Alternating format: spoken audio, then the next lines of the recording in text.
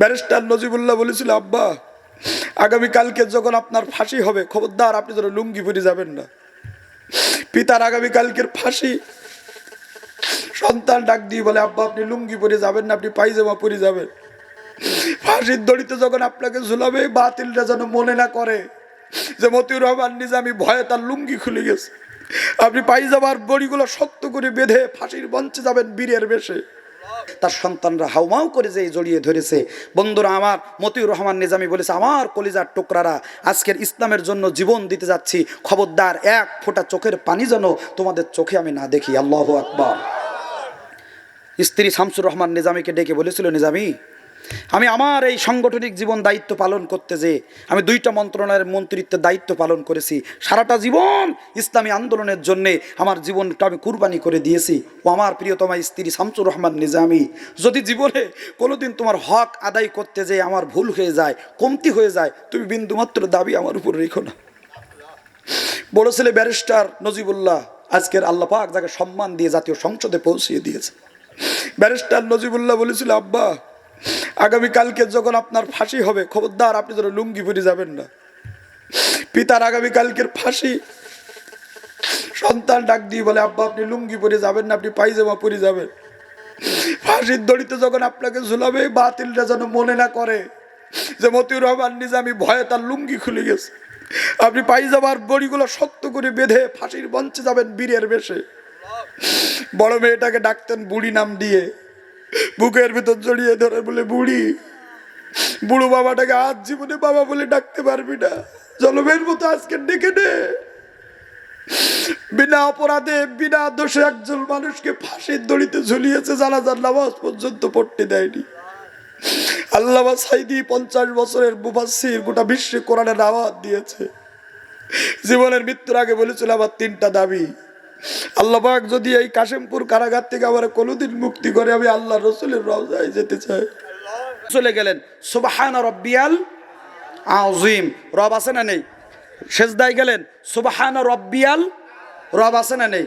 নামাজ শেষ হয়ে গেল, আল্লাহর কাছে হাত তুললেন, রব্বানা যালামনা আনফুসানা ওয়া ইন লাম তাগফির লানা ওয়া তারহামনা লানাকুনান্না মিনাল খাসিরিন, রব্বানা লা তুযিগ কুলুবানা বা'দা ইয হাদাইতানা ওয়া হাব লানা মিন লাদুনকা রাহমাতান ইন্নাকা আনতাল ওয়াহ্হাব, রব্বানা ফাগফির লানা যুনুবানা ওয়া কাফফির আন্না সাইয়্যাতিনা আমালিনা ওয়া তাওয়াফফানা মা'আল আবরার। প্রত্যেকটা দোয়ায় রব আছে না নাই?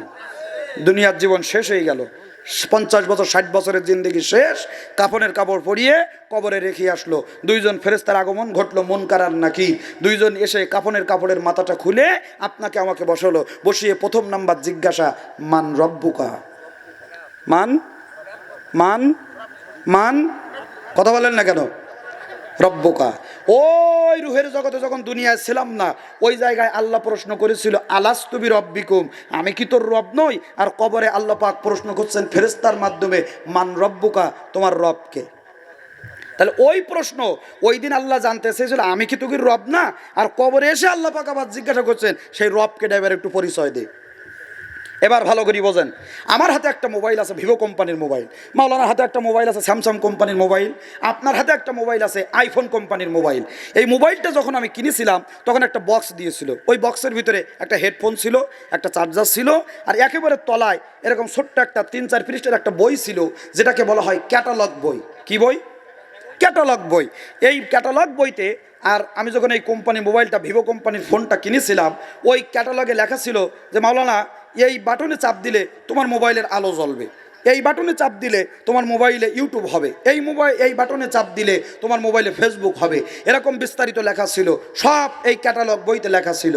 এখন আমি এই হাতে নিলাম আইফোন কোম্পানির ফোন, আর এই হাতে নিলাম আপনার ভিভো কোম্পানির ক্যাটালগ বই। আচ্ছা বলেন তো দেখি, বাম হাতে আইফোন কোম্পানির ফোন নিয়ে আর ডান হাতে আপনার ভিভো কোম্পানির ক্যাটালগ বই নিয়ে এই মোবাইল অন করা যাবে তো? যাবে না? ওমা কেন? এ তো মোবাইল, একই মোবাইল তো। হ্যাঁ, একটু জোরে বলেন না কেন? কারণ কোম্পানির ক্যাটালগ বই এক কোম্পানির, আর মোবাইল আর এক কোম্পানির। আচ্ছা বলেন তো দেখি, এই জমিনে আমরা কোন কোম্পানির বান্দা? আরো জোরে কর। আল্লাহ কোম্পানির বান্দা আমরা, এই কোম্পানির আল্লাহ কোম্পানির প্রোডাক্ট আমরা। এবার একটু ভালো করে বুকে হাত দিয়ে বোঝেন, আজকের বাম হাতে আইফোন কোম্পানির মোবাইল নিয়ে ডান হাতে যদি আপনি ভিভো কোম্পানির ক্যাটালগ বই দিয়ে সামান্য দুনিয়ার একটি ইলেকট্রিক ডিভাইস মোবাইল যদি অন্য করা যায়, এক কোম্পানির ক্যাটালগ বই দিয়ে যদি আর এক কোম্পানির মোবাইল অন্য হয়, এক কোম্পানির ক্যাটালগ বই দিয়ে যদি আর এক কোম্পানির মোবাইল না চলে, তাহলে যে আল্লাহ আপনার খোদাই খাদ্যের ব্যবস্থা করেছেন, যে আল্লাহ রিজিকের ব্যবস্থা করেছেন, যে আল্লাহ আপনার জীবন দিয়েছেন, যে আল্লাহ পাক আপনার নিঃশ্বাস দিয়েছেন, যে আল্লাহ পাক আপনাকে অক্সিজেন দিয়েছেন, যে আল্লাহ পাক আপনার রাজনীতির ব্যবস্থা করেছেন, সেই আল্লাহর কোরআনের নীতিবাদ দিয়ে, সে আল্লাহর কোরআনের আদর্শবাদ দিয়ে, সে আল্লাহর কোরআনের নীতি নির্ধারণ বাদ দিয়ে মাউচিতুম কালমাস আর অ্যারিস্টটলের বিধান যদি কোন মানুষ ফলো করে, আল্লাহর কসম করে বলি তার জীবনে শান্তি তো দূরের কথা, জান্নাত তো দূরের কথা, এ জীবন তার আল্লাহর পথে চলবে না, চলবে না, চলবে না, চলবে না।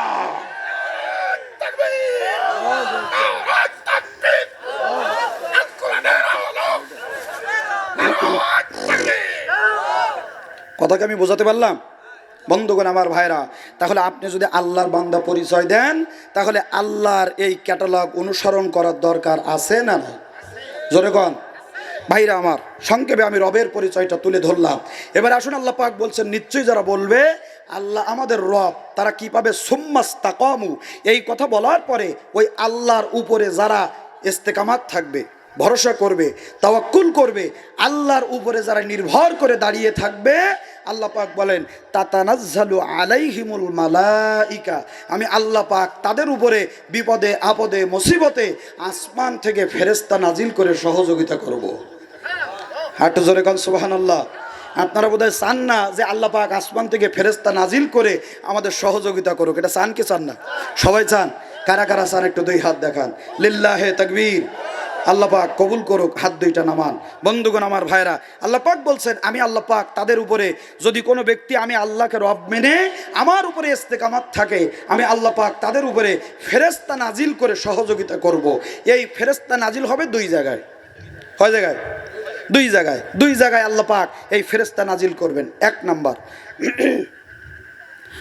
আল্লাহ রাব্বুল আলামিন বলেন আল্লাহু ওয়ালিউল্লাযীনা আমানু ইখরিজুহুম মিনাজ-যুলুমাতি ইলান নূর। আল্লাহ পাক বলেন আল্লাহু ওয়ালিউল্লাযীনা আমানু, নিশ্চয় যারা আমি আল্লাহর উপরে ঈমান আনার পরে আমি আল্লাহকে অভিভাবক মানবে যারা, আমি আল্লাহকে গার্জিয়ান মানবে যারা, ইখরিজুহুম মিনাজ-যুলুমাতি ইলান নূর, ওই সমস্ত বান্দারা আমি আল্লাহকে অভিভাবক, আমি আল্লাহকে বন্ধু মানার পরে বিপদ আপদে মুসিবতে আমি আল্লাহর উপরে যদি ইস্তেকামাত থাকতে পারে, ভরসা করতে পারে, তাওয়াক্কুল করতে পারে, ইখরিজুহুম মিনাজ-যুলুমাতি ইলান নূর, আমি আল্লাহ রাব্বুল আলামিন যত বড় বিপদ আপদ বালা মুসিবত হোক না কেন, এমনকি যদি তাদের দুনিয়ার মানুষের তৈরি করা কারা পৃষ্ঠে যদি বন্দী করে রাখা হয়, যদি তাদেরকে ফাঁসির দড়িতে নিয়ে যাওয়া হয়, যদি তাদেরকে মৃত্যুর বেড়া জালে আটকে রাখা হয়, আমি আল্লাহ পাক বলছি ইখরিজুহুম মিনাজ-যুলুমাতি ইলান নূর, আমি আল্লাহ পাক ওই বিপদ এবং মুসিবত থেকে উদ্ধার আমি আল্লাহ পাক তাদেরকে করার ব্যবস্থা করব। জোরে বলা যাবে না সুবহানাল্লাহ?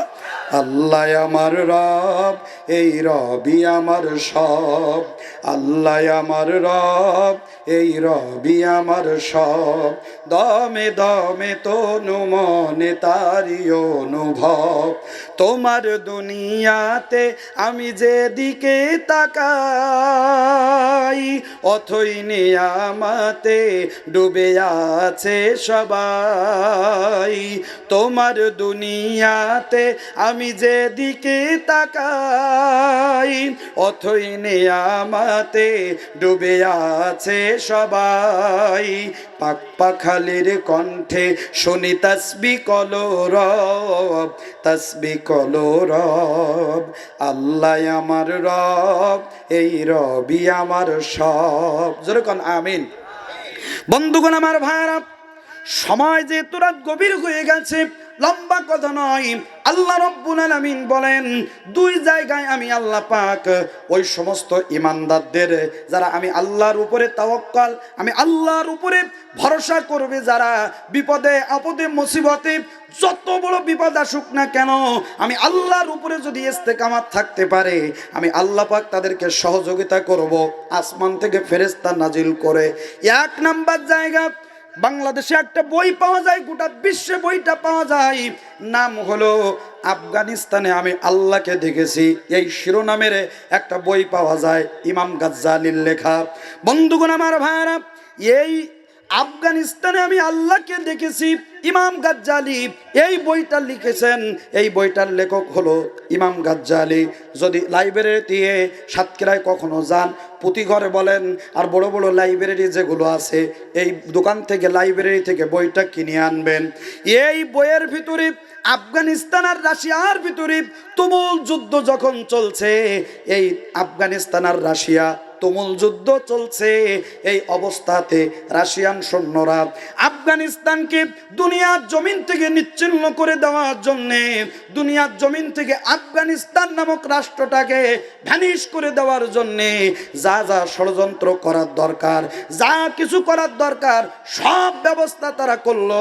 কিন্তু তারপরেও আফগানিস্তানের একজন সৈন্যকে মারে আর 5 জন সৈন্য গুলির সামনে এসে দাঁড়ায়, 10 জনকে মারে 20 জন এসে দাঁড়ায়, 20 জনকে মারে 40 জন এসে দাঁড়ায়, 50 জনকে মারে 100 জন বন্দুকের গুলির সামনে এসে দাঁড়ায়। ও মুসলমান ভাইরা, এই দুনিয়ার জমিনে শাহাদাতের পিয়ালা একবার যারা পান করেছে, মৃত্যুর ভয় তাদের দেখিয়ে লাভ হবে না, তারা মৃত্যুর পরোয়া করে না, জীবন দেবে, শহীদ হবে, আল্লাহর রাস্তায় জীবন দিতে দিতে তাদের জীবন নিঃশেষ হয়ে যাবে, আর বাতিলদের বন্দুকের গুলি শেষ হবে, মুসলমানদের শাহাদাতের পিয়ালা পান করা শেষ হবে না। কথা ঠিক কিনা বন্ধুগণ আমার ভাইরা? আফগানিস্তানের সৈন্যরা বিভিন্ন ভাবে যখন আপনার রাশিয়ান সৈন্যরা আফগানিস্তানের সৈন্যদেরকে একের পর এক গুলি করে করে হত্যা করতে লাগলো, বন্ধুরা সর্বশেষ তারা দেখলো এত সৈন্য আমরা হত্যা করলাম, আফগানিস্তানের সামরিক এবং বেসামরিক এমন কোনো সৈন্য নাই যারা আমরা হত্যা করি নাই, গ্রামের পরে গ্রাম, শহরের পরে শহর, কিন্তু এত মানুষ মারার পরেও এত সৈন্য তারা কোথায় পায়? আর এত গুলি, এত বাড়ি ঘর জ্বালিয়ে দিলাম, তারপরেও তাদের অন্তরকে একটু ভয় জাগে না? এরপরেও কি তাদের অন্তরে একটু ভয় লাগে না? এই ঈমান, এই শক্তি আর এই সাহস তারা কোথায় পায়? এটা আমাদের জানতে হবে। রাশিয়ান সৈন্যরা তারা চিন্তা করলো, তাহলে এই মুসলমানেরা শাহাদাতের এই শক্তি তামান্না কোথা থেকে পায়? গবেষণা করে বের করলো মুসলমানদের ইমানের কারখানা, ইমানদারের কারখানা তৈরির কারখানা হলো হাফেজে কোরআনের প্রতিষ্ঠান, হেফজখানা প্রতিষ্ঠানগুলা, যেখান থেকে কোরআনের হাফেজ তৈরি হয়, যেখান থেকে কোরআনের হাফেজ বানানো হয়। এবার রাশিয়ান সরকার কি করলো? আফগানিস্তানের যত হেফজখানা আছে তাম হেফজখানাগুলো বোমা মেরে উড়িয়ে দিল, এক এক করে তাম হেফজখানাগুলো নষ্ট করে দিতে লাগলো, হাফেজে কোরআনদেরকে, আলেমদেরকে ধরে ধরে হত্যা করতে লাগলো, যেন এই জমিনে আর কোনো আলেম তৈরি না হয়। ভাইরা আমার, আলেমদেরকে নিঃশেষ করার পরিকল্পনা, এটা নতুন পরিকল্পনা, নতুন পরিকল্পনা না, এটা হলো পূর্ব পরিকল্পনা। কতক্ষণ ঠিক কিনা?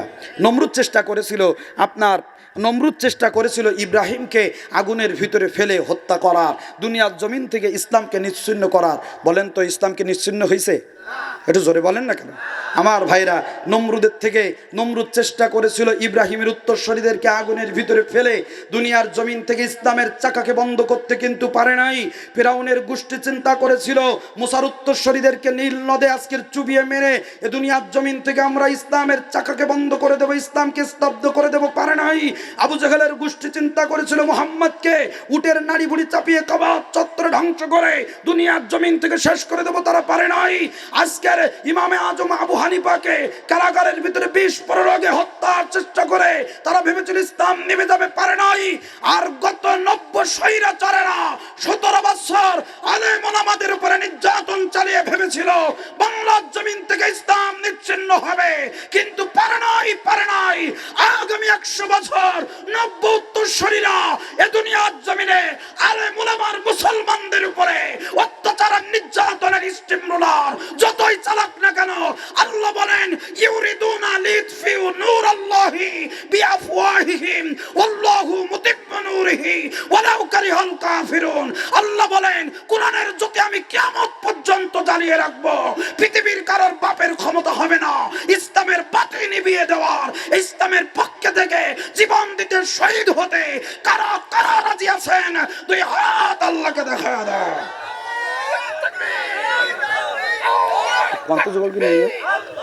বোঝো না নাকি আমার ভাইরা? রাগ করলেন নাই? কষ্ট পেয়েছেন নাকি?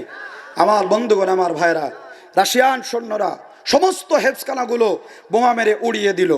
হাফেজে কোরআনদেরকে ধরে ধরে হত্যা করতে লাগলো। একদিন গভীর রাত্রে একটা সেনাবাহিনী, রাশিয়ান সেনাবাহিনীর একটা ট্যাঙ্ক একেবারে বর্ডারের সাইড দিয়ে যাচ্ছে। রাতের বেলা, গভীর রাত, ওই রাতের বেলা একজন হাফেজে কোরআন, নাম হলো তার জুলফিকার আল আব্বাস। কি নাম বললাম? জুলফিকার আল আব্বাস, সংক্ষেপে ধরে নেন জুলফিকার। রাতের বেলা একটা টিফিন বাটি নিয়ে মাদ্রাসার ছাত্ররা, যারা আপনাদের এই সিরুল্লাহ যে বড় মাদ্রাসা আছে, খুব করুণ অবস্থা এখন, নাকি বলেন? এক সময়ের সুনামধন্য মাদ্রাসা ছিল আপনাদের এই সিরুল্লাহ বড় মসজিদ যে মাদ্রাসা হেফজখানা আছে, আজকের মসজিদের ইটগুলো খুশি খুশি পড়তেছে। আমার গ্রামের একজন মুরব্বী ছিল, একটা কথা বলতো যে মসজিদের চেহারা, যে গ্রামের মসজিদের চেহারা জলজল করবে, আল্লাহ পাক ওই গ্রামের চেহারাটাও যেরকম জলজল করে দেবে। সুবহানাল্লাহ বলেন। আমার ভাইরা, আমার বন্ধুরা, চেষ্টা করবেন মসজিদগুলোকে সৌন্দর্যমণ্ডিত, সুন্দর করে রাখার, গুছিয়ে পরিপাটি করে রাখার জন্য চেষ্টা করবেন। কিন্তু অত্যন্ত দুঃখজনক হলেও সত্য, এখন সমস্ত দলাদলি সব মসজিদের মধ্যে। আপনি কি জায়গায় নেই বোধ হয়? হে জায়গায় দলাদলি নেই, যা আসো সব আমাকে ধলিয়ার ওই দিক। এখন সমস্ত দলাদলি সব মসজিদের ভিতরে। টাকা আছে যার, মসজিদের সভাপতির পদ তার। ঠিক না বেঠি আমার ভাইরা? তাই সে সুদ করুক, ঘুষ করুক, মদ করুক, নারী করুক, যা হোক না কেন, মসজিদে এখন ছাদ দেওয়া হবে। টাকা দেবে কেটা? যে 50,000 টাকা দেবে, কমিটি নির্বাচন চিন্তা করতে, ও রে আবার ও 50,000 টাকা দিল, একটা কাজ করতে হলে সভাপতির নামটা ওই জায়গায় দিয়ে দে। কতক্ষণ থাকে? আমার ভাইরা, আমার বন্ধুরা, চেষ্টা করবেন সব সময়। আল্লাহ পাক কোরআনুল কারীমের ভিতরে 5 শ্রেণীর মানুষ আল্লাহর ঘরের দায়িত্ব নিতে পারবে। যাক, আমি ওদিকে যাব না, আমার সময় অল্প। বন্ধুগণ, আমার ভাইরা, রাতের বেলা জুলফিকার আল আব্বাস হাতের ভিতরে একটা টিফিন বাটি নিয়ে, রাতের খানা নিয়ে, একটা ভাঙাচোরা বোম মেরে উড়িয়ে দেওয়া ওই মাদ্রাসার এক কোনায় কয়েকজন ছাত্র নিয়ে এই জুলফিকার আল আব্বাস আল্লাহর কোরআনের বাণীকে সমুন্নত করার, উজ্জ্বল করার, নতুন করে শুরু করার প্রত্যয় নিয়ে গভীর রজনীতে কেউ যেন না দেখতে পায়, টিফিন বাটির হাতে করে নিয়ে বুকের ভিতরে একটা কোরআন নিয়ে মাদ্রাসায় যাচ্ছিল। আল্লাহর কি লীলা খেলা! গভীর রাত্রে ওই সেনাবাহিনীর, রাশিয়ান সেনাবাহিনীর ট্যাঙ্কের মুখোমুখি দাঁড়িয়ে গেছে একেবারে। আল্লাহু আকবার বলেন। পরিকল্পনা কার? আল্লাহর পরিকল্পনা। ভাইরা আমার, সেনাবাহিনীর ক্যাম্পের ওই ট্যাঙ্ক থেকে আপনার যিনি ভেতরে ছিলেন সেনাবাহিনীর প্রধান নামলেন। উনি নেমে জুলফিকার আল আব্বাসকে, বয়স মাত্র 8 বছর, কয় বছর? জুলফিকার আল আব্বাস হাতে টিফিন বাটি, এক হাতে আল্লাহর কোরআন বুকের ভিতরে জড়িয়ে ধরে, ভাইরা আমার, রাতের বেলা মাদ্রাসার দিকে যাচ্ছে। সেনাবাহিনীর ট্যাঙ্কের সঙ্গে দেখা, ট্যাঙ্ক থেকে সেনাবাহিনীর লোক নেমে জুলফিকার আল আব্বাসকে হাতের ভিতরে হ্যান্ডকাপ দিয়ে ধরে নিয়ে গেল সেনা ক্যান্টনমেন্টে। বন্ধুরা আমার, এবার এই সেনারা, এই সৈন্যরা সেনাবাহিনীর যিনি প্রধান, যিনি কমান্ডার ছিলেন, সেনা প্রধান যিনি ছিলেন, তার সামনে জুলফিকারকে হাজির করলো। সেনাবাহিনীর প্রধান ডাক দিয়ে বললেন, ইনি আমাদের মেহমান, সুন্দর তারে থাকা খাওয়ার ব্যবস্থা করো। ভাইরা আমার, 1 দিন 2 দিন 3 দিন গেল, ওই জুলফিকার ওই রাশিয়ান সৈন্যদের 1 গ্লাস পানীয় পর্যন্ত পান করিনি। জোরে কোন সুবহানাল্লাহ। 3 দিনের দিন রিপোর্ট পেশ করা হলো, স্যার, যাকে আমরা ধরে নিয়ে আসলাম পরীক্ষা করার জন্যে, মুসলমানদের এত ইমান, এত বল, তারা ইমানি পাওয়ার তারা কোথায় পায়? স্যার, আজকে 3 দিন হয়ে গেল, ওই ছেলেটা আমাদের এই সেনা ক্যাম্পের থেকে খাবার খাওয়া তো দূরের কথা, 1 গ্লাস পানিও পান করে না। সেনাবাহিনীর প্রধান বলল, ঠিক আছে, একটা কাজ করা যাক।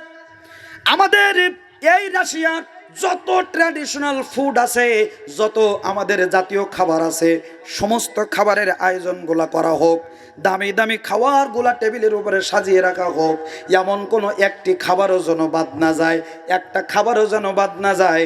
সব দামি দামি খাবারগুলা টেবিলের উপরে সাজানো হলো। টেবিলের এক প্রান্তে জুলফিকার আল আব্বাস, এক প্রান্তে সেনাবাহিনীর প্রধান বসা। ভাইরা আমার, দুইজন দুই প্রান্তে বসা। সেনাবাহিনীর প্রধান ডাক দিয়ে বলল, জুলফিকার, আমাদের রাশিয়ার এমন কোনো খাবার নেই যে খাবারের ব্যবস্থা তোমার জন্য করা হয় নাই। ও জুলফিকার, 3 দিন তুমি কিছুই খাও নাই, কিছু গ্রহণ করো নাই, সব আমি শুনেছি। আজকে তোমার জন্যে এত সুন্দর সুন্দর খাবারের আয়োজন আমি করেছি। তোমার যেটা পছন্দ হয় তুমি সেটা খেতে পারো, এই খাবার গ্রহণ করো, এই খাবার খাও, এখান থেকে তোমাকে স্বেচ্ছায় মুক্তি দেওয়া হবে। জুলফিকার খাবারের দিকে তাকায় আর সেনাবাহিনীর চোখের দিকে তাকায়। সেনাবাহিনীর প্রধান তার চোখের দিকে তাকিয়ে বলে, আমি যেন দেখলাম 8 বছরের বাচ্চা, কিন্তু তার চোখের ভিতরে যেন বাঘের অগ্নি স্ফুলিঙ্গ আমি তার চোখের ভিতরে দেখতে পেলাম। আল্লাহু আকবার। ভাইরা আমার, মুসলমানদের সামনে হাজার হাজার হারামের পশরা থাকতে পারে, কিন্তু কোনো ইমানদার, কোনো আল্লাহ ভীরু তাকওয়াবান আল্লাহওয়ালা কোনো ব্যক্তি ওই হারামের দিকে ঝুঁকতে পারে না। কিন্তু আজকের মুসলমানদের ঘরে ঘরে, মুসলমানদের ঘরে ঘরে আজকের লাল বই আর হলুদ বই পৌঁছে গেছে। লাল বই আর হলুদ বই মানে বোঝেন তো নাকি? বোঝেন? মঙ্গলবার যেদিন আসে দেখবেন আমাকে 2-1টা ভাবি আর চাষিরা বই হাতে করে নিয়ে সোজা উত্তরপাড়ার দিক যায়। চাষি ওদিক কি বুঝে আর কই না বাবু, তোমার চাষার এত বারণ করি মোটা শোনে না, আজকের হলো কিস্তির দিন। কিস্তি বোধহয় এদিক নেই, বোধহয় আছে আছে আছে। ওরে আল্লাহ, আমি মনে করলাম সিরুল্লাহ লোক আল্লাহ বলা এদিক নেই বোধহয়। আল্লাহ নবী বলেন, যদি কোনো ইমানদার মোমেন মুসলমান ইমানদার পরিচয় দিয়ে 1 টাকা সুদের টাকা যদি তার হুলকুনের নিচে দেয়, আল্লাহ নবী বলেন সাথে সাথে তার আমল নামায় 70টা গুনাহ হবে। কয়টা? সবাই জানেন তো, না কেউ বলা লাগবে? 1 টাকা সুদ খাইলে কয় টাকা গুনাহ? 70টা গুনাহ হবে। অর্থাৎ আপনি 70টা ভালো কাজ করার পরে আপনার 1 টাকা সুদ খাবার গুনাহ মাফ হবে। কথা বুঝেছেন তো নাকি? 70টা ভালো কাজ করলে যে নেকি হবে, 1 টাকা সুদ খাইলে ওর সমপরিমাণ গুনাহ হবে। এবার 1 নাম্বার গুনাহ, আল্লাহ রসুল বলেন, যদি কেউ 1 টাকা সুদ খায় তার আমল নামায় সর্বপ্রথম 70টা গুনার প্রথম নাম্বার গুনাহ, আল্লাহ আর নবীকে বলে, আল্লাহ তুমি আসমান থেকে নেমে এসো, তোমার সাথে যুদ্ধ করবো। নাউজুবিল্লাহ বললেন না? এবার একটু হাত তোলেন, সুদের টাকা আজ কার কার বাড়ি? হ্যাঁ, ওরে আল্লাহ, সব আল্লাহর ওলিকে নিয়ে ওয়াজ করতে। মাহফিল কি কেটে আপনার? এটা ভালো মানুষের মাহফিল না কি করবে? মাহফিল শুধু খারাপ লোক কেন? আল্লাহু আকবার, আরো জোরে কান আল্লাহু আকবার। আলহামদুলিল্লাহ, আল্লাহ পাক আপনাদেরকে হালাল রিজিক ভক্ষণ করার তৌফিক দিক, বলেন আমিন। বন্ধুগণ আমার, ভাইরা, আল্লাহ রসুল সাল্লাল্লাহু আলাইহি সাল্লামের বাড়ি 7 দিন চুলা জ্বলেনি, 15 দিন চুলা জ্বলেনি, তারপরেও আল্লাহ রসুল 1 টাকা হারাম খায়নি, সাহাবীরাও খায়নি, তাবিঈনরাও খায়নি। আর আজকের আমরা সেই নবীর উম্মত, সামান্য একটা ব্যাটারির ভ্যান কেনার জন্য আশা সমিতিতে 50,000 টাকা তুলি নেছে। কে কথা বলতেছে না কেন? ওয়াজ মানে আবার বিরুদ্ধে যেতিস বোধহয়। দিনী ভাইরা আমার, সাধারণ মানুষের কথা কি বলবো? আমার মতো বড় বড় হুজুররা যারা রাতের বেলা ব্র্যান্ডের হুজুর, এখন সব রেট নির্ধারণ করে দেওয়া। কোন হুজুরের রেট 1 লাখ, কোন হুজুরের রেট 50,000, কোন হুজুরের রেট যেন 60,000, কোন হুজুরের রেট যেন 1,20,000 টাকা, যেন কুরবানির গরু হাটে তুলিছে। কথা কন না কে? ওয়াজ আমার বিরুদ্ধে গেলে ওয়াজ করা লাগবে। আজকের হুজুররা রেট নির্ধারণ করে ওয়াজ মাহফিল করে। ভাইরা আমার, রাতারাতি টাকা কামায় আর ব্যাংকে যেয়ে চেক জমা দেয়। তোমার মতো হুজুর দিয়ে যদি কিয়ামত পর্যন্ত ওয়াজ করানো হয়, তোমার ওয়াজে কোনো পরিবর্তন হবে না, হবে না। কথা কন ঠিক কিনা? কথা মানে বানাই বললাম বোধহয়। মসজিদের ইমাম সাহেব ইমামতি করে, 30 দিন 30 জনের বাড়ি খাওয়া। কি আপনাকে সেই নিয়ম নাই? 30 দিন 30 জনের বাড়ি খাওয়া। 1 বাড়ি দিলে যদি খাদ্য দেয় তাহলে আবার খাওয়া খারাপ হয়ে যাবে। এই জন্য 30 জনের বাড়ি 30 দিন দিলি একেবারে মোটামুটি দুপুরবেলা আসবে পোলট্রির গোস্ত, রাতের বেলা আসবে আবার ওই পোলট্রি একটু ঝোলমোল যা থাকবে ওই দিয়ে, সকালবেলা আবার ডিম ভাজি, ডাল, আলু ভর্তা, নাকি বলেন? 3 শ্বাস পোলট্রি। এখন পোলট্রির কেজি 280 টাকা, লোকজন বলতে গরুর কেজি 800 টাকা। গরুর দরকার নেই, 3 শ্বাস পোলট্রি মার। 30 দিন পোলট্রি। হুজুর পোলট্রিকে নিজেই পোলট্রি বানা হয়ে গেছে। কথা সত্য না মিথ্যা?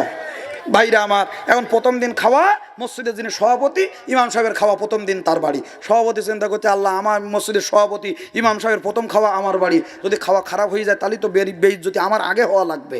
সভাপতি চিন্তা করলো ইমাম সাহেবের খাওয়া খারাপ দেওয়া যাবে না, তাহলে কি করতে হবে, উপরের বাড়িতে ভেটকি মাছের মাথা, পরের বাড়িতে বাগদা মাছ ভোনা, তার পরের বাড়িতে গরুর গোস্ত, এর পরের বাড়িতে লাল শাক দিয়ে আর হরিণা চিংড়ি দিয়ে সুন্দর করে ভেজে ইমাম সাহেবের রুমি বাটি হাজির। ইমাম সাহেব বাটি খুলি দেখে, আল্লাহ ইয়ে কি, ইমামতি আমার সার্থক হয়ে গেছে জীবনে।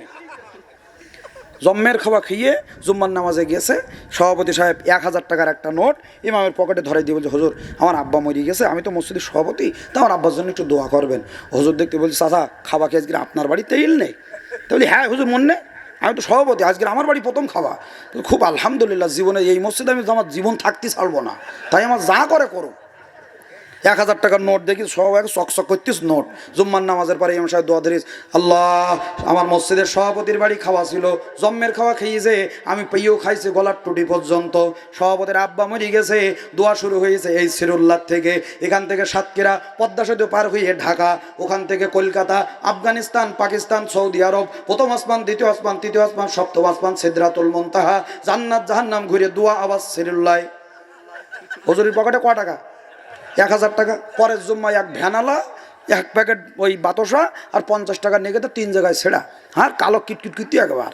হুজুরের হাতে ধরে, হুজুর আমার আব্বা মরে গেল, গরিব মানুষ, খুব কষ্ট করে মানুষ করি আমাকে, তা আমি তো গরিব মানুষ, ভ্যান চালাই, কি আর দেবো, তাই 1 প্যাকেট বাতসা আর 50 টাকা আপনার হাদিয়া দিলাম, আর আব্বার জন্য একটু দোয়া করবেন। হুজুর কোনো রকম অভক্তের সাথে পকেটে থুইয়ে জুম্মার নামাজের পথে দোয়া করতে, রব্বানা জালামনা আনফুসানা বিরহমাতিকা আরহামার রাহিমিন। কথা বল না কে, আরো জোরে কোন কথা ঠিক কিনা? আজকের আমরা মসজিদের ইমামরা, আমরা বক্তারা আজকে যখন মাহফিল করতে যাই, মরণের খাবার খাতি দেয় আর গলার টুটি পর্যন্ত খাই, কিন্তু একবারও জিজ্ঞাসা করি না যার বাড়িতে খাবার এসেছে এই লোকটা হালাল খোর কিনা, যেই লোকটার যার বাড়ির থেকে খাবার আসলো এই লোকটা সুদখোর কিনা, যার বাড়ির থেকে খাবার আসলো তার বউ পদ্মায় থাকে কিনা, যার বাড়ির থেকে ইমাম সাহেবের খাবার আসছে তার মেয়ে পদ্মায় থাকে কিনা, যেই লোকের বাড়ির থেকে খাবার আসছে এই লোকটা ইসলামী শরিয়াতের বিধিবিধান মানে কিনা। আমরা আলেম ওলামারা বাস বিচার না করে খাওয়ার কারণে আমাদের গলা চেপে গেছে, হক কথা বললে কাজ হয় না, দোয়া করলে কবুল হয় না, শ্রোতাদের ওয়াজ করলে কানের ভিতরে ঢোকে না, মাঠ ভেঙে আওয়াজ পালিয়ে যায়, জিম যাবর যা তা যাবর তা। কথা ঠিক আছে তো নাকি? একটু কষ্টই যাচ্ছে বোধহয়। জুলফিকার আল আব্বাস খাবারের পশটা সামনে সাজানো, সেনাবাহিনীর প্রধান বলছে, বাবা তোমার যা পছন্দ হয় তুমি তাই খেতে পারো, সবচাইতে দামি দামি খাবারগুলো তোমার জন্য হাজির করেছি। জুলফিকার আল আব্বাস ডাক দিয়ে বলে, সেনাবাহিনীর প্রধান, ও সেনাপতি, নাম আমার মুসলমান, আমার নাম মুসলমান, আসলাম তুলি রব্বিল আলামিন, আমি ওই আল্লাহর কাছে আমার জীবন জৈবন সব অর্পণ করেছি। সুম্মাস্তাকামু, বিপদে আপদে বালা মুসিবতে আমি আমার আল্লাহর উপরে ভরসা স্থাপন করেছি। খাবার কেন, একদিন কেন, 2 দিন কেন, এখানে যদি আমার বিনা খাবারের অভাবে, পানির অভাবে যদি আমার মৃত্যু পর্যন্ত হয়ে যায়, তোদের এই নাপাক টাকার খাবার আমি জুলফিকার গ্রহণ করব না। জোরে বলা যাবে না সুবহানাল্লাহ। ভাইরা আমার, সেনাবাহিনীর প্রধান দেখলো এইভাবে এরে কাবু করা যাবে না, তাহলে কি করতে হবে? ভাইরা আমার, জুলফিকার আল আব্বাসকে ওখান থেকে সেনাবাহিনী চলে গেল, ইমানের কাছে সেনাপ্রধান হেরে গেল, রুম থেকে বের হয়ে গেল, সেনাদেরকে আদেশ দিল, ওর হাতে হ্যান্ডকাপ লাগা, পায়ে বেড়ি লাগা, ওর কোমরে দড়ি লাগা, ও কোরআনের পক্ষে আর আমরা হলাম কোরআনের বিপক্ষে। ওই ছোট্ট 8 বছরের জুলফিকারের ইমানের কাছে আমরা হেরে যাব, এটা কোনোদিন হতে পারে না। হাতে হ্যান্ডকাপ লাগা, মাজায় দড়ি লাগা, পায়ে বেড়ি লাগা, জেলখানার ভিতরে নিক্ষেপ কর, দেখি খাবার না খেয়ে কতদিন থাকতে পারে। ভাইরা আমার, আজকের আলেমদের হাতে হ্যান্ডকাপ লাগানো, আলেমদের মাজায় বেড়ি পরানো, পায়ের ভিতরে বেড়ি পরানো, এটা নতুন নিয়ম না, এটা হলো পুরাতন সিলসিলা। কতক্ষণ ঠিক কিনা? আজকের বিগত সালের স্বৈরাচারেরা আল্লামা সাঈদীর মতো 50 বছর তাফসীর কারকের পায়ে বেড়ি লাগিয়েছে, মাজায় দড়ি লাগিয়েছে। সাতক্ষীরার অধ্যক্ষ মরহুম আব্দুল খালেক মন্ডলের হাতে হ্যান্ডকাপ লাগিয়ে, মাজায় বেড়ি লাগিয়ে, পায়ে বেড়ি লাগিয়ে দুনিয়ার জমিন থেকে বিদায় করেছে। এরপরেও ইসলামের গতি সাতক্ষীরার জমিনে বন্ধ করতে পারে নাই, আগামী দিনেও পারবে না। কথা ঠিক কিনা? আজকে তারা চেষ্টা করেছিল আলেমদেরকে জেলখানায় রেখে আলেমদেরকে ফাঁসির দড়িতে ঝুলিয়ে এ জমিন থেকে ইসলাম বিদায় করব। তা আল্লাহ পাক তার চাইতে ইসলামের বিজয় বেশি দিয়েছে। কথা ঠিক না ঠিক? দেশে আগুন লাগাইয়া জনতারে জ্বালাইয়া, দেশে আগুন লাগাইয়া জনতারে জ্বালাইয়া, পালাইয়া ছাইড়া গেলি ঢাকা, গণভবনটা এখন ফাঁকা বুবুরে, গণভবনটা এখন ফাঁকা। কথা বলেন না কে? আর জোরে বলেন ঠিক না ঠিক? দেশে আগুন লাগাইয়া জনতারে জ্বালাইয়া, পালাইয়া ছাইড়া গেলি ঢাকা, গণভবনটা এখন ফাঁকা বুবুরে, গণভবনটা এখন ফাঁকা। তুমি অধিকারের বললে কথা, বলেছিলে রাজাকার, দেশবাসী যাই না গেল তুমি বড় স্বৈরাচার। ঠিক না ঠিক? তুমি অধিকারের বললে কথা, বলেছিলি রাজাকার, দেশবাসী যাই না গেল তুমি বড় স্বৈরাচার। তোমার নাই শরম লাজ, তুমি বড়ই নাটকবাজ। কত বড় নাটকবাজ! ওগির নেতা কর্মীরা যারা এলাকায় ছিল একেবারে চৌকিদারের তো শুরু করে আর সচিবালয় পর্যন্ত সব আমলি। কি আর আমাকে জামাতের লোক যদি স্টেজের পরে আইছে বা আবার আশাশুনি থানার সমস্ত পুলিশ এসে হাজির।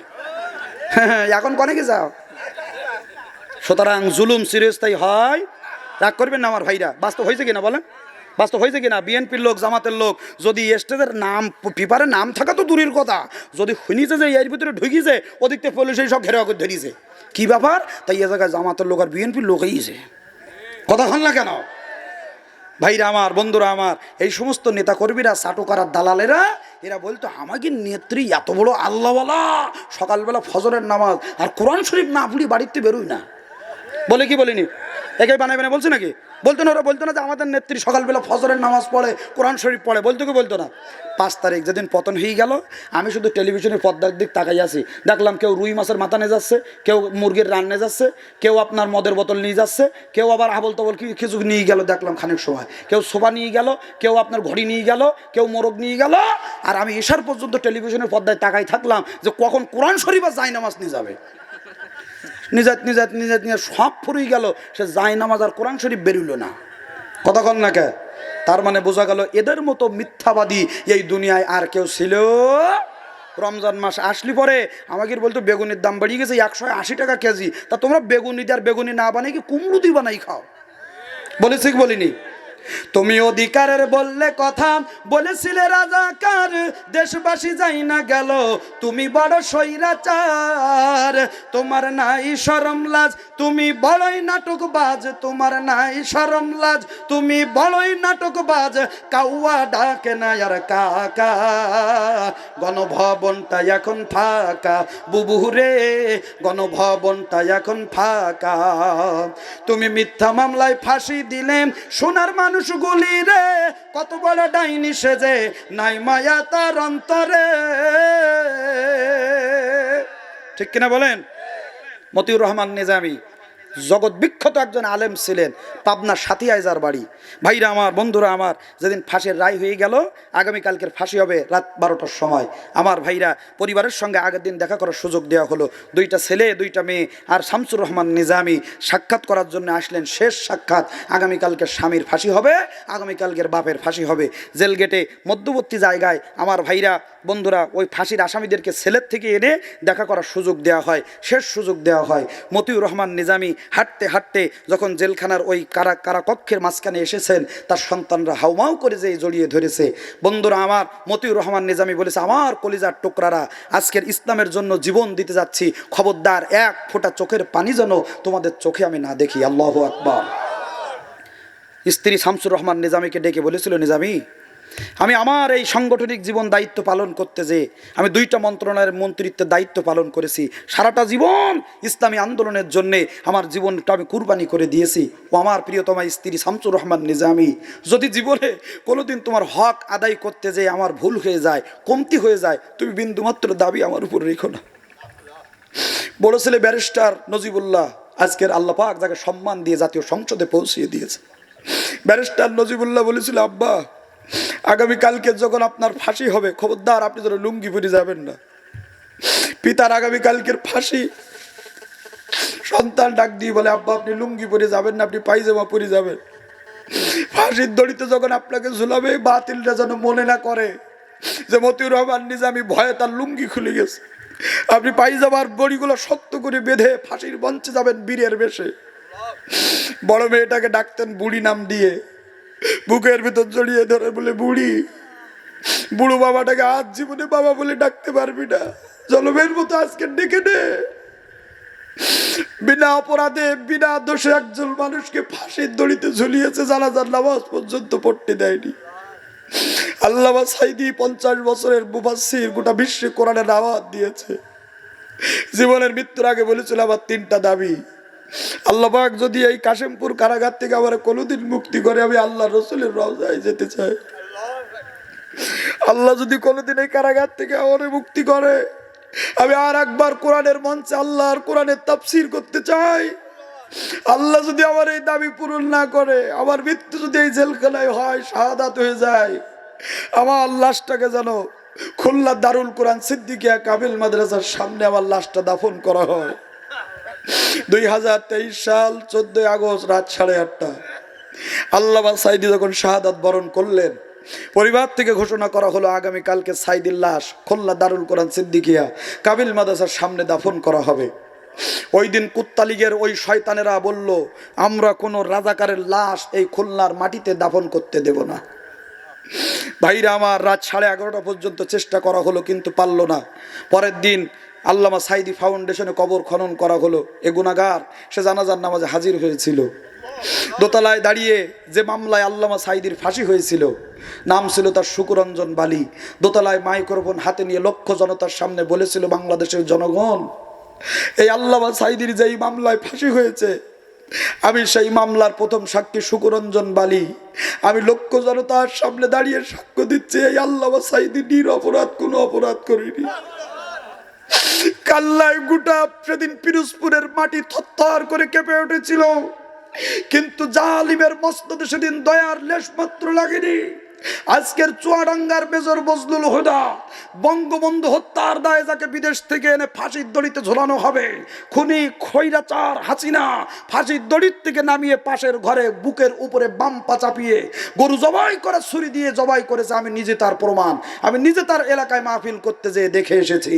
আজকে তোর বাপ হত্যার দায়ে আজকের যেই মেজর বজলুল হুদাকে 50 বছর পরে নিজে হাতে জবাই করেছিস, আজকের আল্লামা সাঈদী মতিউর রহমান নিজামী মরহুম আব্দুল খালেক, আজকের আমাদের শুধু আলেম না, এদেশের শ্রেষ্ঠ আলেম না, এরা জাতির রাহবার। আজকের চট্টগ্রামের প্যারেড ময়দানে 5 দিন ব্যাপী তাফসীর মাহফিলের শেষের দিনে আজকের আল্লামা সাঈদী যখন তাফসীর করতেন, তার ঘাড়ের মাঝে এমন একটা পাগড়ি আপনারা দেখতে পেয়েছেন, যেই পাগড়িটা আমার হাতের পাগড়িটা, মাওলানার গলার পাগড়িটা কাপড়ের দোকান থেকে 150 টাকা গজের, 200 টাকা গজের কাপ দাম দিয়ে কেনা। কিন্তু আল্লামা সাঈদীর ঘাড়ে যে পাগড়ি থাকতো, এটা দুনিয়ার কোনো দোকানের কাপড় না। সৌদি সরকার তার মুখে তাফসীর শুনে কাবা ঘরের গিলাফ কেটে আল্লামা সাঈদীর মাথার পাগড়ি বানিয়ে দিয়েছিল।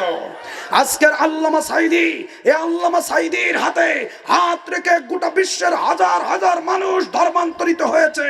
আজকের আল্লামা সাঈদী চট্টগ্রামের প্যারেড ময়দানে 5 দিন ব্যাপী তাফসীর মাহফিলে আল্লাহর কোরআন থেকে তাফসীর করেছে। 5ম দিনে সূরা ফাতিহার তার মুখের তাফসীর শুনে 27 জন মুসলিম ধর্মের বুকে লাথি মেরে ধর্ম গ্রহণ করে মুসলমান হয়েছে। সেই আল্লামা সাঈদীর দাফন যারা খুলনার মাটিতে করতে দেয়নি, 1 বছর যেতে না যেতে আল্লামা সাঈদী বলেছিল, ইন্না বাতশা রাব্বিকা লাশাদীদ, আমার আল্লাহ ধরে না, ধরলে আল্লাহ ছাড়ে না। আজকের শ্রেষ্ঠ কোরআনের মুফাসসিরের জায়গা কবরের মাটি তোরা পিরোজপুরে দিলি না, আল্লাহ বলছেন তোদের জন্য 56,000 বর্গ মাইলের 1 ইঞ্চি মাটি আমি আল্লাহ ছাড় দেব না। বাংলার জমিনে জায়গা হয় নাই, জায়গা হয়েছে ভারতের দিল্লিতে। ইনশাআল্লাহ আগামী দিনে কোন স্বৈরাচারের জায়গা বাংলার জমিনে হবে না, হবে না, হবে না। কারণ 2 হাত আল্লাহকে দেখায় দেয়।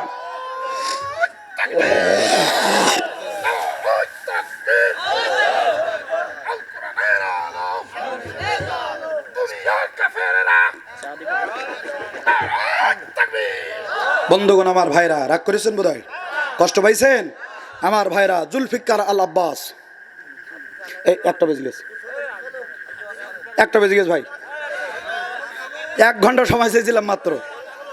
হ্যাঁ 10 মিনিট, 10 মিনিট, হ্যাঁ 10 মিনিট, মাত্র 10 মিনিট। 10 মিনিট চলুক নাকি? 10 মিনিট ইনশাল্লাহ। না শোনেন, আমি বলি, শোনেন, আমরা প্রত্যেক দিন মাহফিল করি। আমরা এখান থেকে যেয়ে প্রত্যেক দিন আমাদের এরকম রাত 2টা 3টে এরকম সময় বাড়ি যেতে হয়। তাই যত তাড়াতাড়ি ছাড়ি না কেন, ওই রাত 3টার সময় যেয়ে ঘুমাতে হয়। আমরা ইনশাল্লাহ আল্লাহ পাক ফজরের নামাজে ওঠার ব্যবস্থা করে দেয়। কিন্তু হঠাৎ করে আপনারা একদিন বিশ্বাস করেন, এখন যে ঘুমাবেন ফজরের নামাজে ঘুম ভাঙবে না। এটা বাস্তবতা। আপনি না বললেও হ্যাঁ হুজুর পারবানে পারবানে, আমরা তো বিষয়টা জানি, আমাদের কি কষ্ট হয় আমরা জানি। ভাইরা আমার, আসেন শেষের দিকে যাই। মাত্র 10টা মিনিট, পারবেন না ইনশাল্লাহ? 10 মিনিট। ভাইরা আমার, এক দেশের এক রাজা তার স্রোত আপনার এলাকার তার জনগণের কাছে একটু ফল খেতে চাইছে। কি ফল? ফল। যে এদেশের জনগণের জন্য এত কিছু করলাম, দেখি জনগণ আমার কতটুকু ভালোবাসে, আমি শুধু একটু জনগণের কাছে ফল খেতে চাই। স্বয়ংবর সভার আয়োজন করা হলো, রাজামশাই চেয়ারে বসে আছে।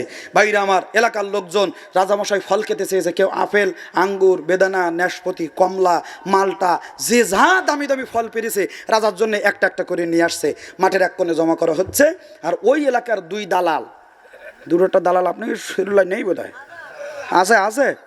ওরে বাবা রে, 1 বছর বাড়ি নেই, 1 বছর বাড়ি নেই। জামাত ইসলাম করে, বিএনপি করে, খুব দোষ হয়ে গেছে। 1 বছর বাড়ি নেই। 1 বছর পরে একটু বিবি বাচ্চার মুখ দেখার জন্য চুরি খুরি রাত 3টের সময় বাড়ি এইছে। ওমা, থানার পুলিশ এসে বাড়ি ঘেরাও করে ধরি।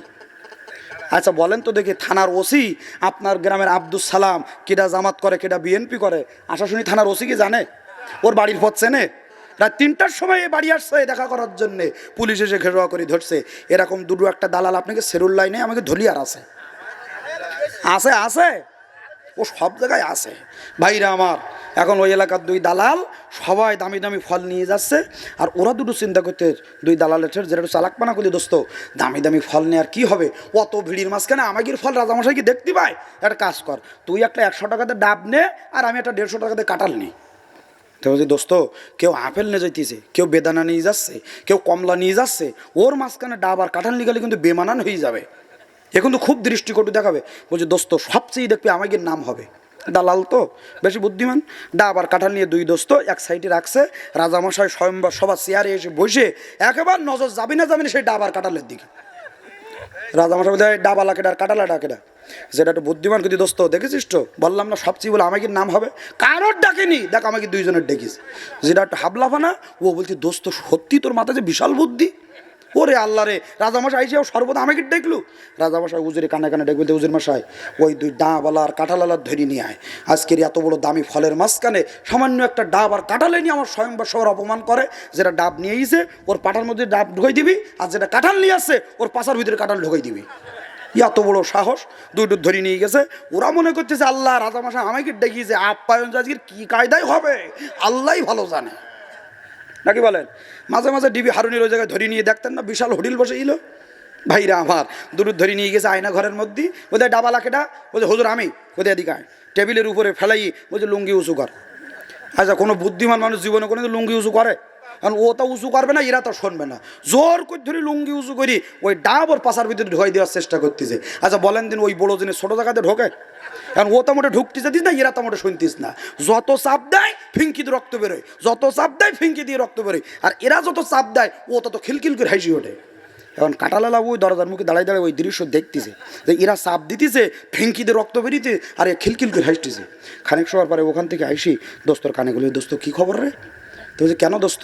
বলছে, আল্লাহ তোর যে কায়দায় ডাববেলার রিমান্ড হচ্ছে, রক্ত ফিঙ্কিতে বেরোচ্ছে, আমি হলে তো কাইন্দি মুড়িয়ে যেতাম ও জায়গায়, তা তুই না কাইন্দি দোস্ত হাসটিস কেন?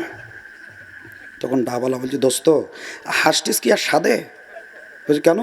বলছে, আমার এই তিলা ডাব ছোট ডাব, তাই যদি আমার এই হয় আমি চিন্তা করতে, ও বলে তোর জন্য কাঁঠাল পড়ি আছে।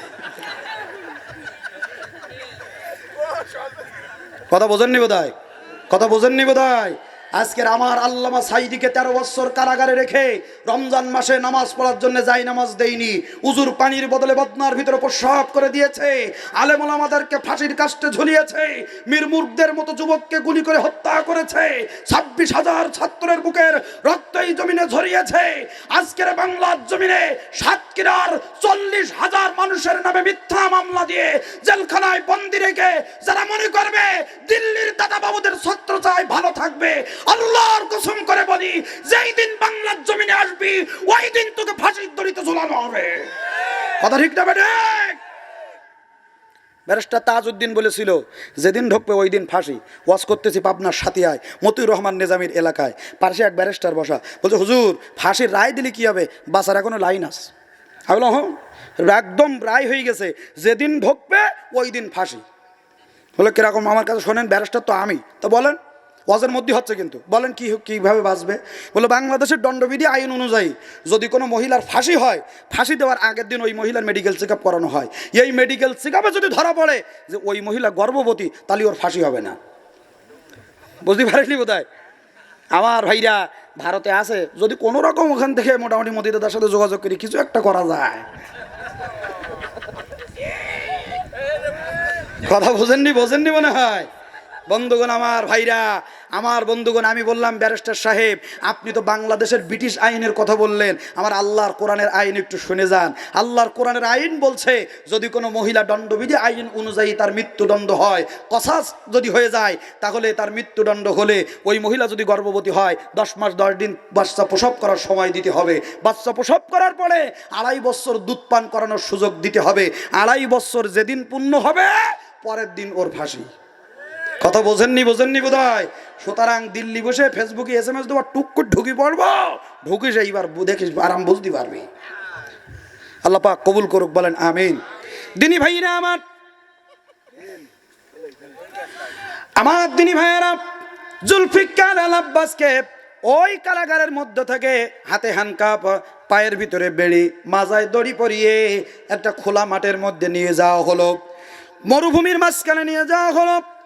আপনার 100-র মতো কামান আসতের পরে জুলফিকার আল আব্বাসের চতুর্দিক দিয়ে দাগ করানো হলো। একটা কামানের গুলা আপনাদের সিরুল্লায় যদি ফেলানো হয়, টোটাল সিরুল্লাহ একেবারে পুড়ে সারকার হয়ে যাবে। এরকম 100 কামান জুলফিকার আল আব্বাসকে তাক করে তার চতুর্দিকতে মারা হলো। বন্ধুগণ, আমার ভাইয়েরা, ওই 100 কামানের ড্রাইভার কামানের ভিতরে রেডি আছে, শুধু ট্রিগারে চাপ দেবে, জুলফিকার আল আব্বাস নিশ্চিহ্ন হয়ে যাবে। মাঝখানে জুলফিকার দাঁড়ানো, হাতের ভিতরে হ্যান্ডকাপ, মাজায় দড়ি, পায়ের ভিতরে বেড়ে। সেনাবাহিনীর প্রধান একটা কামানের ভেতর থেকে বেরিয়ে জুলফিকারকে ডাক দিয়ে বলে, জুলফিকার এখনো সময় আছে, এই মুহূর্তে যদি তুমি ইমানের পথ ছাড়ো, কোরআন যদি তুমি ছেড়ে দাও, এই মুহূর্তে তোমাকে আমরা মুক্তি দিয়ে আমাদের এই দেশের সবচাইতে সম্মানী জায়গায় তোমার পোস্টিং দিয়ে দেব, সবচাইতে সরকারি বালাখানায় তোমার থাকার ব্যবস্থা করে দেব। এখনো বলো, এই 100 কামান তোমার দিকে তাক করা, একটা কামানের গুলি লাগবে না তোমার শেষ করতে, 100 কামানের নল তোমার দিকে তাক করে রেখেছে। এখনো বলো তুমি ইমানের পথ ছাড়বে কিনা। জুলফিকার আল আব্বাস ডাক দিয়ে বলেছেন, আমার আল্লাহ পাক বলেছেন, ওয়া কানা হাক্কান আলাইনা নাসরুল মুমিনিন। বিপদে মুসিবতে ইমানদারদের যিনি সাহায্য করেন তিনি কে? তিনি আমার আল্লাহ। সুতরাং এই ভয় দেখিয়ে, কামানের ভয় দেখিয়ে তুমি আমাকে দুর্বল করতে পারবে না।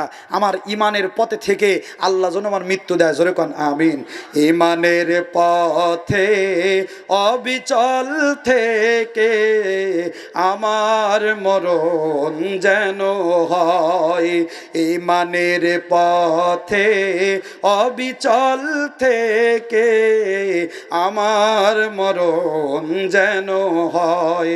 তোমারই কাছে মিনতি আমার, তোমারই কাছে মিনতি আমার, মহামহিম দয়াময়, ইমানের পথে অবিচল থেকে আমার মরণ যেন হয়। জোরে কোন আমিন। ভাইরা আমার, এই ঘটনা শোনার পরে জুলফিকার আল আব্বাসকে কামানের গুলি দিয়ে যখন তাকে বুক ঝাঁঝরা করে দেওয়া হবে, ওই মুহূর্তে জুলফিকার আল আব্বাস সেনাবাহিনীর সেনাপ্রধানকে ডাক দিয়ে বললেন, সেনাপতি, একটা মিনিট একটা কথা আমার কি রাখবেন আপনি? এই মুহূর্তে আমার ইহলীলা সাঙ্গ হয়ে যাবে, দুনিয়া ছেড়ে আমার রবের উদ্দেশ্যে আমি সাক্ষাৎ করব। সেনাপ্রধান, ছোট্ট একটা দাবি আপনার কাছে রাখতে চাই, মৃত্যুর আগে এই দাবিটা রাখা যাবে কিনা? সেনাপ্রধান ডাক দিয়ে বলে, জুলফিকার বলো বলো বলো, এই মুহূর্তে তোমার জীবন অবসান হবে, কি দাবি তোমার? মৃত্যুর আগে আমরা দাবিটা রাখবো। জুলফিকার ডাক দিয়ে বলেন, ও সেনাপতি, মৃত্যুর আগে আমি আপনার কাছে একটা মিনিট দাবি করতে চাই। আমার কথাটা হলো, 2 রাকাত নামাজ পড়ার সুযোগ আমারে দিতে হবে। লিল্লাহে তাকবীর। এই হলো প্রকৃত ইমানদারের পরিচয়। মৃত্যুর মুখোমুখি দাঁড়িয়েও আল্লাহর কথা বলবে। আর আমরা সুস্থ মানুষ বাড়ি রাতের পরে রাত শুধু মোবাইল, টিভি, ফজরের আজান কখন হয়ে যায় যুবকদের মনে থাকে না। কথা বলেন না কেন? এই হাতে যে আয়না কল ধরাই দিয়েছে, খুব সাংঘাতিক কলে, সেরুল্লার ছেলি ও যশোরের মেয়ের সঙ্গে এখান থেকে মোটামুটি লাইন করে আল্লাহর রাস্তায় চলে গেছে। যায় কি যায় না? কতক্ষণ ঠিক না বেঠিক? দেশে মোবাইল আইছে, ও দেশে মোবাইল আইছে, কি জাদু লাগাইছে, পোলাপানের মনের কথা ভাসে বাতাসে, পোলাপানের মনের কথা ভাসে বাতাসে। ঠিক কিনা বলেন? আজকের আমাদের মেয়েদের হাতে টাচ ফোন, যুবকদের হাতে টাচ ফোন। আজকের টাচ ফোন চালিয়ে এর ভিতরে অপশন আছে ফেসবুক, এর ভিতরে অপশন আছে মেসেঞ্জার, হোয়াটসঅ্যাপ, ইমো, এইগুলো চালিয়ে সিরুল্লার ছেলে ওই যশোরের মেয়ের সাথে প্রেম করে মোটামুটি ফেসবুকে লাইন করে আল্লাহর রাস্তায় পাড়ি দিয়েছে। কতক্ষণ ঠিক কিনা? ফেসবুকে একটা ছেলে 10-12টা আইডি খুলে 10-12টা মেয়ের সঙ্গে প্রেম করতে পারবে, এ সুযোগ ফেসবুক আপনাকে দিয়েছে। ও যুবক ভাইরা, ওরা মনে করে আমরা ছেলে মানুষ তো, আমরা বেশি চালাক, আমরা 10টা-12টার সঙ্গে ফেক আইডিগুলি প্রেম করতে পারি, কিন্তু মেয়েরা মনে হয় ওরা ওসবগুলো করতে পারে না, ও শুধু আমারই ভালোবাসে 10টা মেয়ে। কিন্তু পাগল, তুমি জানো না আজকের এই মেয়েরা তোমার চাইতে 100 গুণ ওভার স্মার্ট। তুমি যদি 10টার সাথে করো, ওরা করতেছ 20টার সাথে। কথা ঠিক কিনা বলে? পাগলা, তুমি এখনো পাগলা স্বর্গে বাস করো। এখনকে ছেলেরা মেয়ে দেখতে গেলি, ছেলেরা মেয়ে দেখার আগে জানালার পর্দা সরিয়ে মেয়েরা আগে ছেলে দেখি নেয়। কথা বলেন না কেন? পর্দা সরাই যদি দেখে মুখে দাঁড়িয়ে আস্তে করে আব্বার ডেকে কয়, আব্বা ওর মুখে জঙ্গল, ও যার দূর হলি মঙ্গল। কথা বল না কেন? 2026 সালে চাই একটা ডিজিটাল ছেলে, 2026 সালে চাই একটা ডিজিটাল ছেলে, যে আমায় ভালোবেসে ধরবে হাত। মডার্ন গোলাপি আমি ডিজিটাল, মডার্ন গোলাপি আমি ডিজিটাল। কখন বলবো কথা? রাত তো হয়ে গেছে। ভাইরা আমার, বন্ধুরা আমার, আজকালকের মেয়েরা ওভার স্মার্ট। 40-50 বছর বয়স হয়ে গেছে, চামড়া কুচকুই এরকম টেন টেন হয়ে গেছে। চামড়া কুচকালে কি হবে? এখন চামড়া টাইট করার লাইন আছে, নাম হলো বিউটি পার্লার। 50 বছরের বুড়ি সাতক্ষীরায় চলে গেছে চেহারা সুন্দর করার জন্য, চামড়া টাইট করার জন্যে। চামড়া ঢেলা কুচকি গেছে, বিউটি পার্লারের ভিতর ঢুকলু 50 বছরের বুড়ি, আধা ঘন্টায় 1 ঘন্টা পরে ওখান থেকে ডেলিভারি হচ্ছে, মনে হচ্ছে যেন 20 বছরের ছুরি। ঠিক না বেঠি? আহা, ওকে নিজস্ব কোনো আলো নেই, মেকআপের আলোয় ওরা আলোকিত। মুখের দিকে তাকাই দেখবেন এনার্জি বাল্ব জ্বলতেছে, একেবারে সাদা ফকফক করতেছে। একটুস করে নিচে 5 দিক তাকাবেন, দেখবেন ওখানে লোডশেডিং। কথা ঠিক কিনা বলে? মেকআপ উপরে চলে, নিচের দিক তো আর চলে না। কিছুদিন আগে ছেলেও সুস, বাপও সুস, মাইও সুস, মাও সুস, একেবারে সুস আর সুস, এমন পায়জামা পরতো।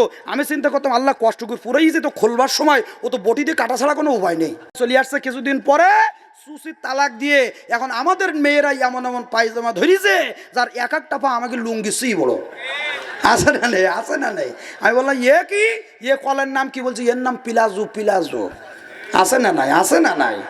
ভাইরা আমার, মা বোনদের জন্য অনেক কথা বলার ছিল, রাত গভীর হয়ে গেল, সম্ভব নয়। জুলফিকার আল আব্বাস সেনাপ্রধানের কাছে 2 রাকাত নামাজের জন্য দাবি করলেন। মৃত্যুর মুখোমুখি দাঁড়িয়ে রবের কথা বলে নাই। রাসূল বলেন, মান কানা লিল্লাহি কানাল্লাহু লাহু ওয়া কুল্লু শাইইন ইয়ানফাউন নাস। মান কানা লিল্লাহি, যারা আমার আল্লাহর হয়ে যায়, কানাল্লাহু লাহু, আমার আল্লাহ তাদের জন্য হয়ে যায়, ওয়া কুল্লু শাইইন ইয়ানফাউন নাস, আর যারা আমার আল্লাহ যার হয়ে যায়, গাছ তার বশ হবে, নদী তার বশ হবে, লোহা তার বশ হবে, মানুষ তার বশ হবে, সাপ তার বশ হবে, গোটা পৃথিবীর সব কিছু তার বশ হবে। আমার আল্লাহ তাদেরকে জগৎ শ্রেষ্ঠ আল্লাহর ওলিতে পরিণত করে দেবে। জুলফিকার আল আব্বাস সেনাবাহিনীর সেনাপ্রধান বলল, জুলফিকার 2 রাকাত নামাজ পড়ার টাইম পাবে। ভাইরা আমার, নামাজে দাঁড়িয়ে গেল, কামানের গুলির সামনে দাঁড়িয়ে 2 রাকাত নামাজ পড়লেন, কিন্তু তিনি দেরি করলেন না, যেন বাতিলরা না ভাবে সময় দিয়েছি বিধায় মৃত্যুর জন্য মনে হয় পরোয়া করে ভয় পেয়ে মনে হয় নামাজ দেরি করে পড়তেছে। জুলফিকার আল আব্বাস দ্রুততার সাথে 2 রাকাত নামাজ পড়ে 2টা হাত আল্লাহর দরবারে তুলে দিয়েছে। রব্বুল আলামিন, আসমানের মালিক, তুমি ছাড়া আমার কেউ নাই। আজকের 100 কামানের নল আমার দিকে তাক করা, একটা কামানের বুলেট আমার বুকে লাগলে আমার দেহ মাংস সব আলাদা হয়ে যাবে। ও মালিক, এই মুহূর্তে যদি আমি হাফেজে কোরআন, আমার বুকের মাঝে তোমার কোরআন বাঁধা আছে, ও মালিক আল্লাহ, আমারে যদি ধ্বংস করে দেয়, শেষ করে দেয়, তাতে তোমার কোনো লাভ হবে না। কিন্তু আমি জুলফিকার যদি বেঁচে থাকি, হাজারো হাফেজে কোরআন আমি বানাতে পারবো, হাজার হাজার হাফেজ আমি তৈরি করতে পারবো। কিন্তু আজকে যদি আমাকে গুলি করে শেষ করে দেয়, রাশিয়ার জমিন থেকে হাফেজে কোরআন নিশ্চিহ্ন হয়ে যাবে। ও মালিক আল্লাহ, হ্যালো, তোমার কাছে টেলিফোন করলাম, বাদ বাকি তোমার কাছে দরখাস্ত দিলাম, তুমি মালিক যা করার তাই করো, দোয়া করে দিলাম। মালিক, তোমার দোস্তকে মক্কার কাফেররা যেদিন ঘরের চতুর্পাশ দিয়ে হিজরতের দিনে কাফেররা এসে গোল করে ঘেরোয়া করে দাঁড়িয়েছিল, পালানোর কোনো পথ ছিল না, বের হওয়ার কোনো পথ ছিল না, তোমার নবী দরজার মুখে দাঁড়িয়ে 2টা হাতের মুঠে বালি নিয়ে একটা ফু দিয়েছিল, তামাম কাফেরদের চোখের ভিতরে চলে গিয়েছিল। মালিক আল্লাহ, আমি জুলফিকার আজকের হাতের মুঠোয় 1 মুঠো বালি নিয়ে ফু দেব। ওই দিন তোমার দোস্তকে যদি তুমি কাফেরদের মধ্য থেকে হেফাজত করতে পারো, আজকের 100 কামানের গোলা থেকে তোমার জুলফিকারকে তুমিও হেফাজত করতে পারবে। এই পর্যন্ত থাক নাকি? হ্যাঁ, এই পর্যন্ত থাক, নির্ধারিত।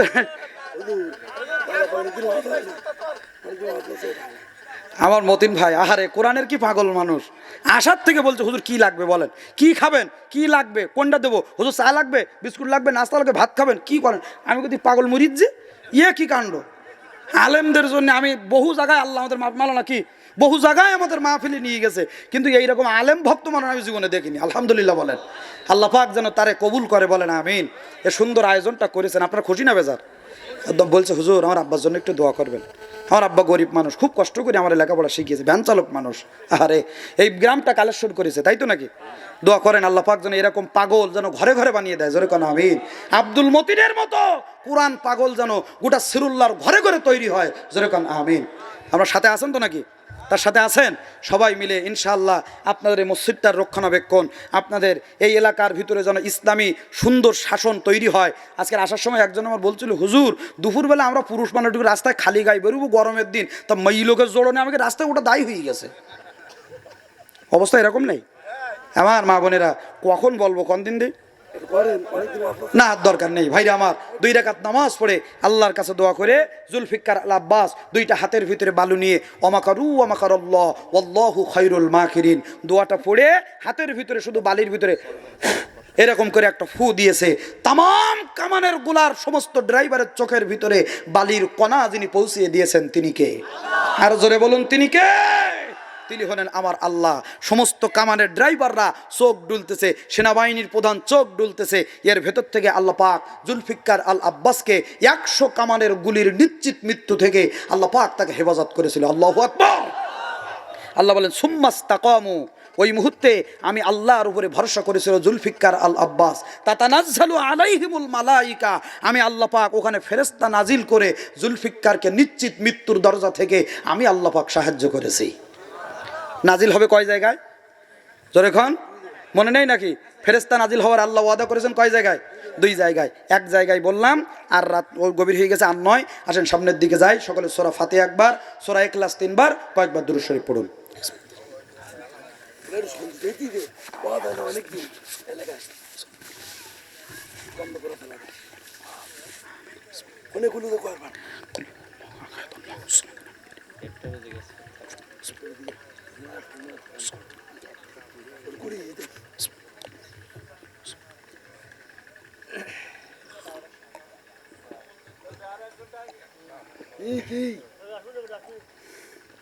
اللهم صل على محمد وعلى آل محمد كما صليت على إبراهيم وعلى آل